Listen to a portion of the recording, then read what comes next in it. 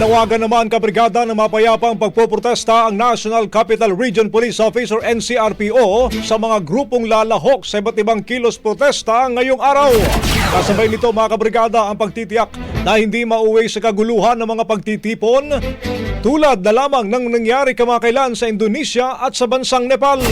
Sa panayam ng Brigada News FM Manila kay NCRPO spokesperson Police Major Hazel Asilo, sinabi nitong meron silang mga contingency plan para hindi mauwi sa kaguluhan at karahasan ng mga rally. Huli nitong iginiit na magpapatupad sila ng maximum tolerance. Malinaw po yung direktiba ng ating regional director ang pairalin ang maximum tolerance. Ngunit kung sakaling magkaroon po ng kaguluhan o paglabag sa batas, ang kapulisan po ay kikilos ng mabilis, disiplinado at naaayon naman po sa aming umiiral na police operational procedures. Bukod pa rito mga kabrigada, may kabuang 2,450 civilian or civil disturbance management personnel ang nakahanda sa Metro Manila.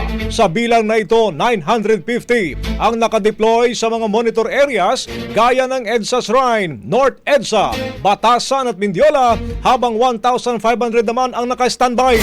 Bagamat wala pang abisong kumpirmadong rallying permit mula sa mga LGU, pero nakaantabay na ang PNP para masiguro ang kaayusan at kaligtasan ng publiko. Brigada Balita Nation. Ang bahaging ito ay hatid sa atin ng Maxan Mangosteen Santon Coffee. Max Healthy, Max Sarap.